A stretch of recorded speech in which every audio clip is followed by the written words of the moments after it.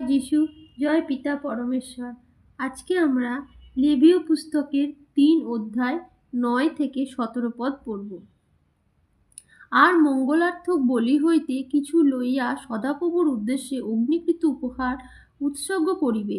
ফলত তাহার মেদ ও সমস্ত লাঙ্গুল মেরুদণ্ডের নিকট হইতে ছড়াইয়া লইবে।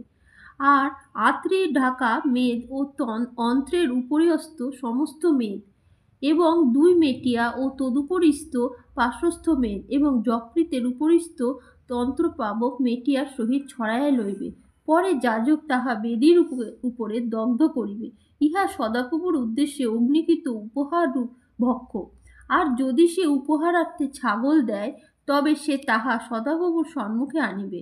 তাহার মস্তকে হস্তাপন করিয়া সমাগম তাম্বুর সম্মুখে তাহাকে হনন করিবে এবং হারনের পুত্রগণ বেদীর উপরে চারিদিকে তাহার রক্ত প্রক্ষেপ করিবে। পরে সে তাহা হইতে আপনার উপহার সদাপ্রভুর উদ্দেশ্যে অগ্নিকৃত উপহার উৎসর্গ করিবে, অর্থাৎ আত্রি ঢাকা মেদ ও অন্তের উপরিহস্ত সমস্ত মেদ এবং 2 মেটিয়া, তাহার উপরিহস্ত পার্শ্বস্থ মেদ ও যকৃতের উপরিহস্ত অন্ত্রপ্লাবক মেটিয়ার সহিত ছড়াইয়া লইবে। পরে যাজক বেদীর উপরে সে সমস্ত দগ্ধ করিবে। তাহা সৌরভার্থক অগ্নিকৃত উপহাররূপ ভক্ষ্য। সমস্ত মেদ সদাপ্রভুর। তোমাদের পুরুষানুক্রমে তোমাদের সকল নিবাসে পালনীয় চিরস্থায়ী বিধি এই, তোমরা মেদ ও রক্ত কিছুই ভোজন করিবে না। আমিন।